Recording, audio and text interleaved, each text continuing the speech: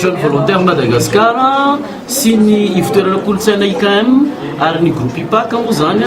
dia manomana ny hetsika atao hoe Madagascar Fashion Week Océan Indien andiany faefatra izy ity natokana ho an'ny fitafiana sy ny lamaody amin'ny andro mangatsiaka na ny collection automne hiver amin'ity taona ity dia miezaka ho herinandro mihitsy manindra ny fikarakarany ny sehatra ao amin'ny Madagascar Fashion Week Océan Indien satria betsaka ny zavatra ho hitao ny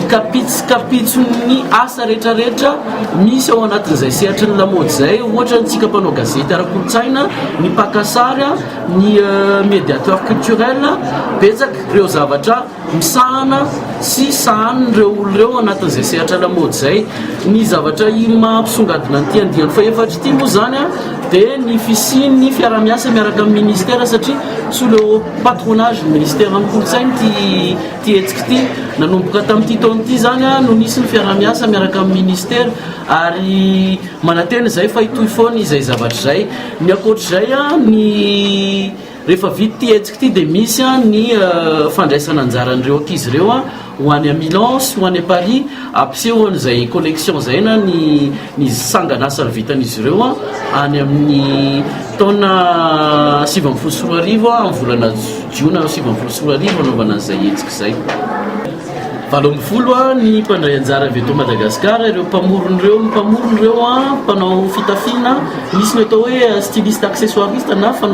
manao an'ireny aingo batana zany raha azo ilazana azy hoentina manaingo ny vatana ankoatran'ireo resaka fitafiana dia ny anankiroa no avy any ampitan-dranomasina ny anankiray moa zany gasy any fa malaza ny ampitan-dranomasina izy fa ny anankiray tena teratany vahiny mihitsy izy dia voasamba ny andray anjara eto Madagascar amin'ity taona ity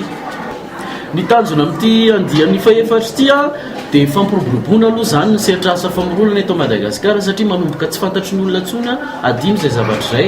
dia ny asa manome fitadiavam-bola dia fitadiavam-bola manome fivelomana dia miezaka tsika zany mamelona n'ireo olo ireo misehatra ao anatin'izay sehatra artistika zay ahafahan'izy ireo koa misandraka amin'izay sehatra zay mba maleo tena ohatry ny asa rehetrarehetra misy eto Madagascar ny mampiavaka ny andiany faefatra aloha zany dia ny famoahana voalohany indrindra ny asa zay malaza ny ivelany ny atao hoe hair designer zany hoe ireo olona mpahay taovolo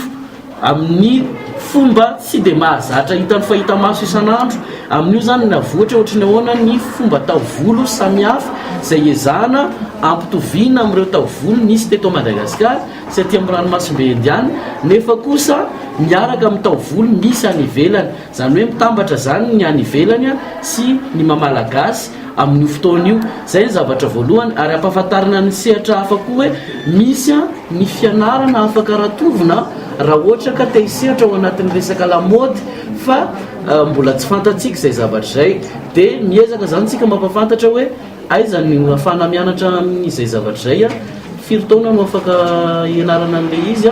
inona ny diplôma azo inona ny asa azo atao aorianan'izay zavatra zay misy koa zany fa mailaberara-kevitra iarahana amin'ny mpanao gazety ny médiateur culturel ny olona efa mpisehatra ao anatin'izay sehatra zay sy ny sehatra ao anatin'ny fikarakarana lanonana izay zavatra zay no iarahana ataoko hoe mampiavaka nyty hetsika ity moa misy koa ny fandraisana anjara an'ireo ankizy no fanina tao anatin'ny programme YCLT na Youth Cultural Leadership Training Program zany hoe mampiofana tanora hisehatra ao anatin'ny sehatry ny ara-kultoraly zany mba ho lasa mpandraraha ara-kultoraly dia ireo ankizy ireo efa nandray anjara ary mbola andray anjara manao fampiarana fampianarana natao tany amin'izareo tany an-dakilasy